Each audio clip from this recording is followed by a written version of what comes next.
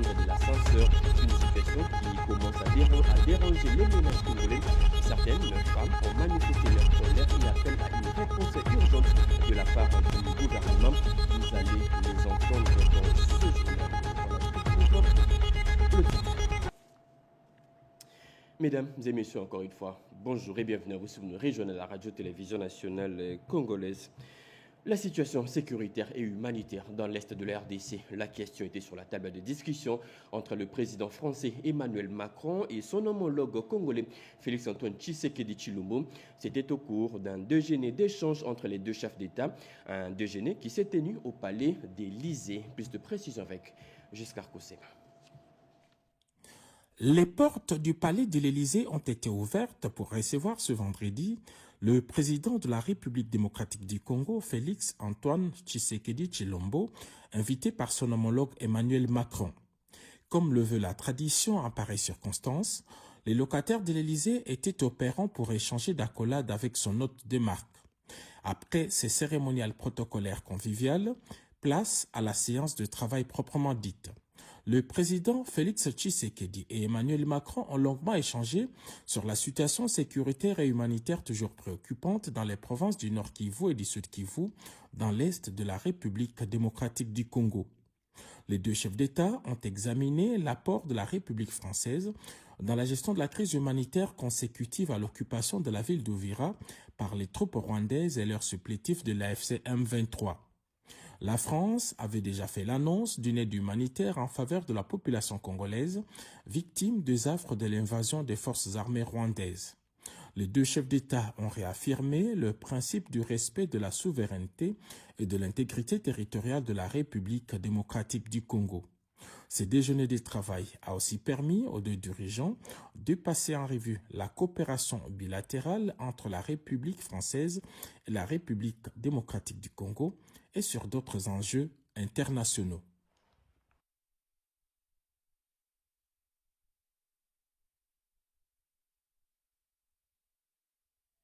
Un rapport synthèse de la dernière mission de la première ministre Judith Suminwa aux Émirats arabes unis sera élaborée et mise à la disposition de tous les membres du gouvernement. C'est l'un des points débattus au cours du dernier Conseil de ministres, une réunion présidée par la chef du gouvernement. Suivons un extrait de ces conseils de ministres avec le ministre de la Communication et Médias, Patrick Mouyaya.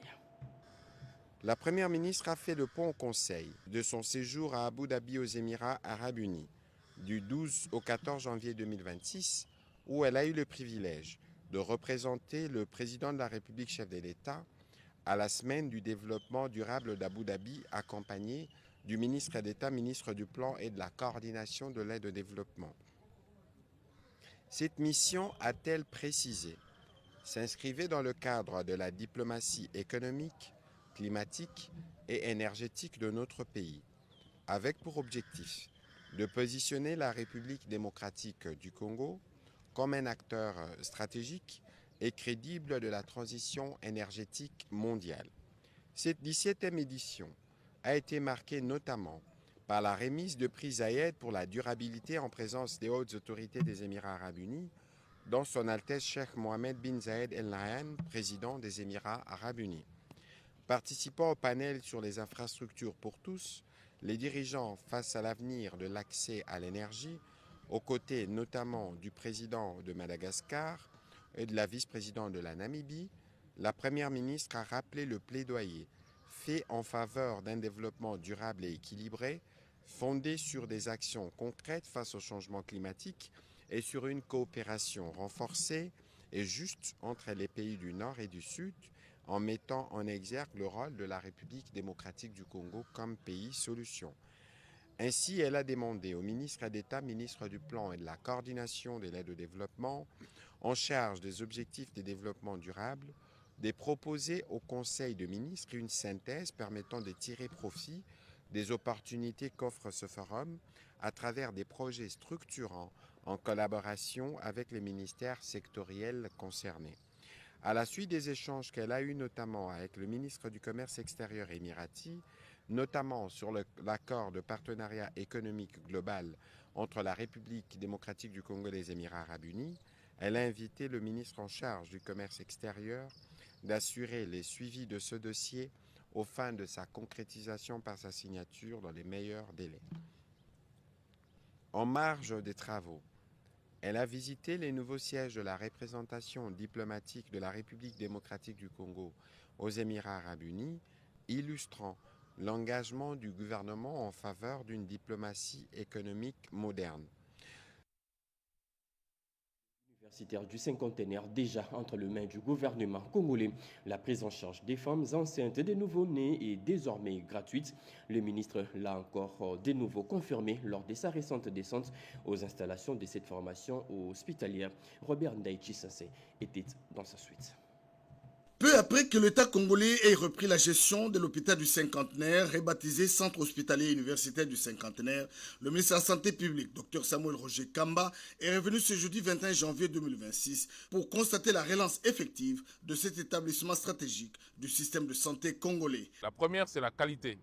On a des spécialistes. D'ailleurs, là, on a pour l'instant une expérience que vous êtes en train de vivre.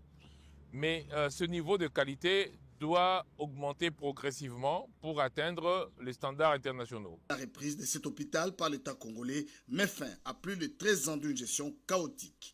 Dr Samuel Roger Kamba a salué lors de la visite des différents départements une étape importante pour refonder les systèmes de santé publique en République démocratique du Congo.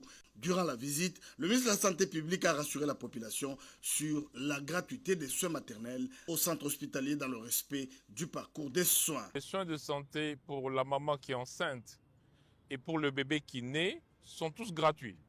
Quelle que soit la façon dont s'est passée la grossesse et quelle que soit la façon dont se passe l'accouchement, c'est gratuit. Samuel Roger Kamba a annoncé l'installation dans les prochains jours d'un centre d'urgence pré-hospitalière, une innovation en République démocratique du Congo, et réaffirmé par la même occasion sa volonté de transformer l'hôpital en un établissement tertiaire de référence. Mais je dis et je promets encore que cet hôpital, ça va être le meilleur du Congo et de l'Afrique centrale. Vous allez voir dans cet hôpital, quelque part, vous allez le voir, il y a déjà Étoile Bleue, c'est-à-dire le centre d'urgence qui va gérer les urgences préhospitalières. Cette visite s'inscrit dans l'engagement du gouvernement congolais à garantir un accès équitable et de qualité aux soins pour tous. L'RDC et la France veulent parler d'une même voix face au fléau des violences basées sur les genres. Un colloque de haut niveau s'est tenu à l'Assemblée nationale française réunissant décideurs politiques des deux pays. La rencontre a été marquée par l'intervention de la ministre congolaise du genre, famille et enfants, Micheline Ombaye, nous précise Richard Kalala dans ses commentaires. Ce mardi 20 janvier, un colloque s'est tenu à l'Assemblée nationale française. La ministre nationale du genre, famille et enfants, Micheline Ombaye Kalama, accompagnée de sa directrice de cabinet, Laetitia Bena, ont eu des échanges avec la ministre française du genre, marquant une étape significative dans le renforcement de la coopération entre la République démocratique du Congo et la France, dans le domaine du genre, de la famille et de la protection de l'enfant. Cette rencontre de haut niveau a réuni des députés français, des représentants de la société civile, des forces vives de la nation, ainsi que des encadreurs et associations engagés dans la lutte contre les violences et la défense des droits des femmes et des enfants. L'objectif affiché demeure la garantie pour chaque femme, chaque homme et chaque enfant d'une vie à l'abri des violences, dans la dignité et dans la sécurité. Les échanges ont permis de souligner l'importance d'une coordination renforcée entre les États et les acteurs de terrain afin d'assurer des réponses durables et adaptées aux réalités locales. Cette approche multidimensionnelle a mis en évidence la nécessité d'intégrer l'accompagnement psychosocial et la réinsertion sociale des victimes dans les stratégies de lutte contre les violences basées sur le genre. À l'issue des discussions, les participants ont notamment plaidé pour le renforcement du soutien politique et financier de la France aux programmes et aux projets de prévention de violences basés sur le genre, le financement accru des acteurs locaux engagés sur le terrain, ainsi que la consolidation du rôle de la France comme allié stratégique dans la lutte contre les violences basées sur le genre. Je le dis au sommaire, la facture devient petit à petit lourde pour les Quinois, le bien de première nécessité comme de l'huile, farine de maïs, le riz, tomates et aussi légumes, continuent de prendre de l'ascenseur. Une situation qui dérange le ménage congolais. Certaines femmes ont manifesté leur colère devant nos caméras et appellent à une réponse urgente de la part du gouvernement. Patricia Oungou était sur le terrain pour faire les constats. La hausse des denrées alimentaires continue à peser sur le quotidien de ménage. Au marché de la Liberté, dans la commune de Massina, le prix ne cesse d'augmenter, mettant à mal le pouvoir d'achat. Le riz, l'huile, le semoule ou encore les légumes affichent des hausses parfois spectaculaires. Pour de nombreuses familles, remplir le panier devient un véritable casse-tête, comme en témoigne cette femme de ménage. tokufa biloko eza ya komata pe ya mukete ya makasi nazo confirmer parce que nazaka chaque jour na wei ndako tozokoka lisusu te tokokuta mutu mususu akufi pona nzala pona kozanga ata 1000 francs tima tembele ezalaki 500 ekomi ka 2000 soko ke tima ndembi azoyebisa biloko emati soko biso nde tokotia ndembi moins cher. Selon les commerçants, plusieurs facteurs expliquent cette situation. La hausse des prix au marché, mais c'est par rapport au prix des fournisseurs, les Indiens. Quelque chose qui était par exemple comme un sac de semoule qui était $20, ça devait directement baisser les prix à 46 000 ou 47 000. Mais on a vu qu'eux-mêmes ont augmenté les prix en dollars. Quelque chose qui était $20, on achète maintenant à $22. Sur base de ça, les prix devaient être aussi revus à hausse au marché. Parce qu'ils ont ajouté quelque chose en dollars. Au lieu de maintenir les prix, et ils ont ajouté $1, $2 à chaque article. Situation similaire à Matadi Kibala où la population se plaint de la hausse de prix.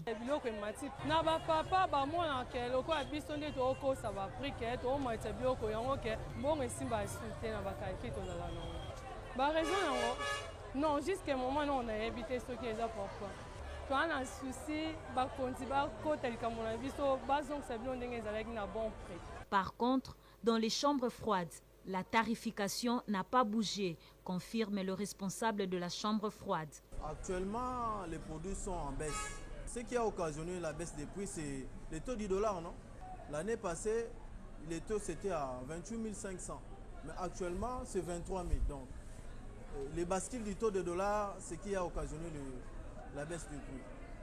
Devant cette diversité, les autorités compétentes donnent des assurances fermes, celles de suivre de près la situation afin de stabiliser le prix. Les consommateurs, eux, attendent des solutions concrètes et rapides.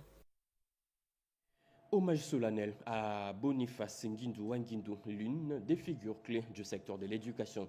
Les inspecteurs généraux et adjoints, directeurs, chefs des services lui ont rendu un hommage pour saluer sa riche carrière consacrée à l'amélioration de la qualité de l'enseignement, beaucoup plus dans la province de l'Équateur. D'autres précisions sur ces images de Robert Kalemba. Une éducation de qualité, les piliers du développement et du progrès social au Congo. Elle forme des citoyens responsables, compétents et engagés, capables de renforcer l'unité nationale et de relever le défi du pays. C'est dans cet esprit que l'inspecteur général adjoint Boniface Ngindu Wangindu a consacré sa carrière à l'amélioration du système éducatif. Devant les inspecteurs généraux et adjoints, directeurs et chefs de service, il s'est distingué par son sens du devoir et son engagement constant pour la qualité de l'enseignement dans la province de l'Équateur. Son action a marqué la province au point que les journalistes ont quitté Mbandaka pour venir l'honorer de son vivant. C'est un inspecteur qui incarne beaucoup de valeurs. Il a laissé d'un grand bâtiment qu'il a construit par sa propre initiative avec la collaboration des parents d'élèves de la province de l'Équateur, mais également il a marqué son passage à l'Équateur par des visites d'itinérance, des séances de formation, de renforcement des capacités des inspecteurs, enseignants, acteurs éducatifs. Au cours de la cérémonie, il a reçu un diplôme de mérite ainsi qu'un objet d'art représentant la carte du Congo, symbole fort de l'unité nationale. Son leadership, son professionnalisme et son attachement aux valeurs de l'éducation ont été largement salués, des qualités qui renforcent la gouvernance et l'efficacité du secteur au bénéfice des élèves, des enseignants aider toute la communauté éducative. L'éducation, c'est le socle de notre développement. L'éducation, c'est la base d'évolution, du changement de mentalité, de la préoccupation pour le bien des autres. Cette distinction met également en lumière l'héritage qui laisse un esprit d'unité et de cohésion indispensable pour le développement de la province et du pays. Le vice-gouverneur de la province du Olomami de retour à Kamina. Il revient d'une mission officielle à Bukama. Sur place, il a visité plusieurs infrastructures routières encore en pleine exécution. Après une mission conjointe, gouvernement-parlement dans la province du Olomami en territoire de Bukama, où la paix est revenue, de retour à Kamina, à la hauteur de Kiboula, chef-lieu du territoire de Kamina, les vice-gouverneurs et les élus provinciaux ont visité l'école primaire Kalombo, qui bénéficie des travaux de construction d'une école dans le cadre du projet de développement local 145 territoires. Une école de 6 classes, une salle polyvalente et une direction. L'autorité et les élus du peuple ont encouragé l'entreprise à pied d'œuvre à peaufiner avec les travaux en vue de doter aux élèves de cette école les bonnes conditions de scolarité. Il faut dire à tous les enfants de venir étudier car l'école primaire est gratuite. Une action salvatrice du chef de l'État, Félix Antoine Tshisekedi Tshilombo, qui consacre la gratuité de l'enseignement partout en République démocratique du Congo. Faisant d'une pierre deux coups, le vice-gouverneur, l'honorable Moïse Wakadilo Rosen, et les élus provinciaux ont visité les travaux de déviation de la rivière Lovoy sur la route nationale numéro 1, cette rivière qui est sortie de son lit en attendant les réhabilitations du pont. Le chef de l'exécutif provincial ad intérim a salué l'évolution des travaux. Les travaux évoluent très bien. Ils ont réussi à bloquer le Voy dans la grande partie de son passage pour le concentrer à un espace, et donc pour laquelle l'eau passe avec pression.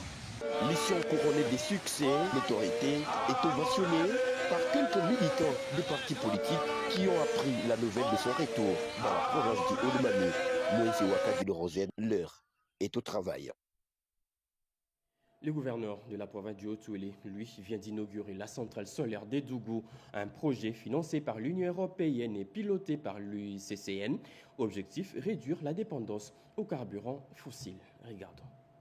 D'une capacité de 180 kVA avec une capacité de production de 60 MW, cette centrale photovoltaïque est l'œuvre de l'Institut congolais pour la conservation de la nature au travers du parc national de la Garamba dans le cadre de ses engagements vis-à-vis de la communauté locale. Le gouverneur Jean Bakomi Togambou, qui coupe les rubans symboliques en guise d'inauguration le jeudi 22 janvier 2026, salue l'initiative et qui s'inscrit sur la droite ligne de la vision du chef de l'État, Félix Antoine Tshisekedi Tshilombo. Nous devons rendre nos hommages le plus déférents à son Excellence M. Félix Antoine Tshisekedi Tshilombo, président de la République, pour son engagement à assurer une paix durable sur toute l'étendue du territoire national qui nous permet de présider cette cérémonie. La centrale solaire de Dungu donne des réponses aux questions pertinentes par rapport au changement climatique et à la conservation de la nature. Notre souhait est qu'une maintenance préventive associée à une gestion commerciale, sociale et rigoureuse puisse garantir l'exploitation durable de ces parcs solaires. Mais auparavant, à l'instar des représentants du parc national de la Garamba et de l'ICCN ainsi que l'administrateur du territoire, le chef de chefferie Wando, Marc Gbiaïdi, a au nom de sa population bénéficiaire dit merci pour cette œuvre qui participe au développement de son entité. Excellence, Monsieur le gouverneur de province, qui se bat pour le développement et le relèvement de notre province. Une opportunité nous est offerte par l'installation d'une source d'énergie tant attendue par la population en fait de booster son niveau de vie. Signalons qu'en plus de la consommation domestique, cette centrale servira aussi à l'éclairage des grandes artères de la cité de Dungu. Une visite guidée des installations a sanctionné cette cérémonie. Après le démarrage des travaux de construction des forages d'eau potable, le gouvernement provincial du Kassai central poursuit ses actions en faveur de l'amélioration des vies des populations. Hier, vendredi, le gouverneur a lancé le travaux de construction des latrines publiques.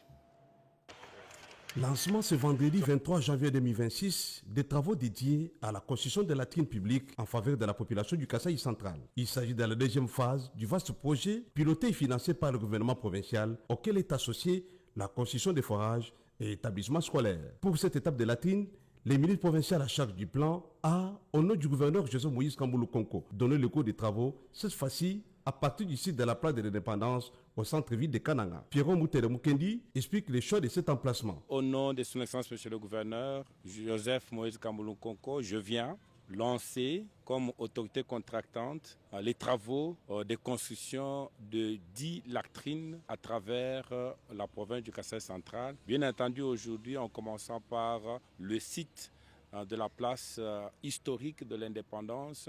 Depuis que l'homme blanc est parti de la République démocratique du Congo, c'est la première fois que l'on puisse avoir un ouvrage comme celui-ci. Exécuté par la firme Bassoa Building Foundation, les travaux de ces premières latrines prendront 2 mois et vont être étendus sur l'ensemble de la province. La première latrine, c'est celle-ci, à la place de l'indépendance, la place historique. Le deuxième site, c'est le site du marché Ofida à Kamaï. Le troisième site, l'arrêt Transco au niveau de Chikaji. Le quatrième site, ça sera au niveau de Dibambe vers Lukonga. Le cinquième site, au marché Chinsele. En dehors de la ville de Kananga, il y a les toilettes publiques dans la cité de Lusa vers le marché. Et il y a les toilettes publiques au siège du territoire de Kazumba. Toilettes publiques à Mukamba pour ce qui concerne le territoire de Djimbelengue. Et pour le territoire de Dibaya, c'est au niveau du marché vers Tchimboulou. Au nom de la population de la contrée, Dominique Chia, chef de quartier Malandi, a remercié le chef de l'exécutif provincial pour ce projet implémenté dans sa communauté et a sollicité en même temps l'érection d'un forage ainsi que l'apport de lampadaires en vue de sécuriser les 10 travaux. La ville de Kananga, dans la province du Kasaï central, déjà en effervescence à quelques jours de l'arrivée du chef de l'État, Félix-Antoine Tshisekedi Tshilombo. Le sénateur Jean Tshisekedi est sur place pour une mobilisation de la population en vue d'un accueil enthousiaste. Il a parcouru l'ensemble de toutes les communes. Tete Bungunja pour la suite. Le président de la République, Félix-Antoine Tshisekedi Tshilombo, est attendu à Kananga, le chef-lieu du Kasaï central. L'annonce a été faite par les sénateurs Jean Tshisekedi Kabasele à travers ses descenses de mobilisation dans les 5 communes de la ville. Cet élu des élus de l'UDPS appelle à une mobilisation générale des Congolaises et Congolais pour accueillir le chef de l'État à l'aéroport de Kananga. C'est une mobilisation porte-à-porte qui doit prouver à la face du monde que le champion de la paix est autant aimé dans la région centre du pays, à lancé le sénateur Jean Tshisekedi Kabasele au rythme d'un pas de danse avec sa base.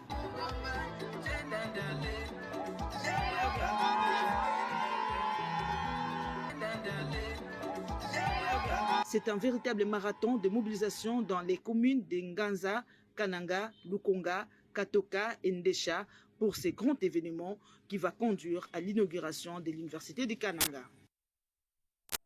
Une délégation des députés provinciaux du Sankourou séjourne actuellement dans la province du Lualaba dans le cadre d'une mission d'échange et de partage d'expériences conduite par son président de l'Assemblée provinciale. Cette délégation a eu des échanges avec le président de l'Assemblée provinciale du Lualaba. Regardons. Poignée de main chaude, serrée, accoulade, voilà ce qui a constitué l'entame de cet échange entre l'honorable président de l'Assemblée provinciale du Lualaba, Jean-Marie Kassé Tchingambo, et la délégation de l'Assemblée provinciale du Sankourou, conduite par l'honorable président de cette institution, Salomon Issekou. Cette délégation des députés sankourois séjourne dans la province du Lualaba pour, entre autres, un échange d'expériences avec leurs collègues députés lualabais. Prenant la parole, le speaker de l'Assemblée provinciale du Lualaba a, du haut de son expérience parlementaire, présenté la stabilité comme socle de développement durable des provinces, tel que le veut le chef de l'État, Félix-Antoine Tshisekedi. Nous avons suivi le message du chef de l'État dans la conférence des gouverneurs qui nous avait associés, nous, présidents. C'est là où moi, personnellement, je me suis inspiré aussi de cette stratégie donnée par le président de la République, Félix Tshisekedi Tshilombo. Si vous travaillez dans la stabilité entre les deux institutions en province, automatiquement, vous allez constater qu'il y aura des développements au niveau de province. S'il y a toujours des querelles, des disputes entre l'exécutif et l'Assemblée provinciale, automatiquement, nous allons retarder le développement au niveau de la base. Des propos à mettre à profit au dire du chef de la délégation des députés sankourois, l'honorable Salomon Iseko. Alors le président nous a donné les stratégies. Alors lorsque nous aurons un nouveau gouverneur, peut-être prochainement nous viendrons officiellement pour créer des relations inter-citoyennes. On est avec lui, il est ouvert et accueillant. La province du Lualaba et particulièrement son assemblée provinciale demeure un modèle de bonne gouvernance, a ajouté la délégation du Sankourou. La radio-télévision nationale congolaise, toujours en deuil, elle pleure l'un de ses directeurs, Médard Liévin Mbouyel Mangal, décédé depuis le mercredi 7 janvier dernier à Kanango, Kasaï central. C'est aujourd'hui qu'il sera inhumé dans quelques instants au cimetière entre terre et ciel. Cet avant-midi, la presse lui a rendu un tout dernier hommage à l'esplanade de la radio-télévision nationale congolaise, cérémonie au cours de laquelle ont pris part le ministre des tutelles, la directrice générale de la RTNC, ainsi que le représentant de plusieurs structures audiovisuelles. Et puis, c'est communiqué de la SONAS avant de nous séparer. La Société nationale d'assurance SONAS SA informe les propriétaires des véhicules automoteurs que toutes les agences de Kinshasa seront exceptionnellement ouvertes ce samedi 24 et dimanche 25 janvier 2026 de 8h à 19h. Cette mesure est prise en perspective de contrôle des documents des bords annoncé par son Excellence Daniel Bumba, gouverneur de la ville-province de Kinshasa, dès ce lundi 26 janvier 2026. Et fait à Kinshasa le 23 janvier 2026, Kabongo Moubaklema désiré. Et voilà, c'est par ces communiqués que nous bouclons complètement ces journaux. Mesdames et messieurs, ce journal a été coordonné par Marthe Mangaza Kalala, réalisé par Jado Kapai Nacha Kumpava. La partie technique a été assurée par Nzengele Bassosa, Isabelle Betui, Alien Galia, Mariam Oseya. Les tout sous la direction de Jacques Boba Moukoumina, c'est Douga Amiou et Guy Matundulu Salah. Merci de nous avoir suivis. Prochain rendez-vous de l'actualité, c'est à 19h avec Bobo Annan Mokonzi. Au revoir.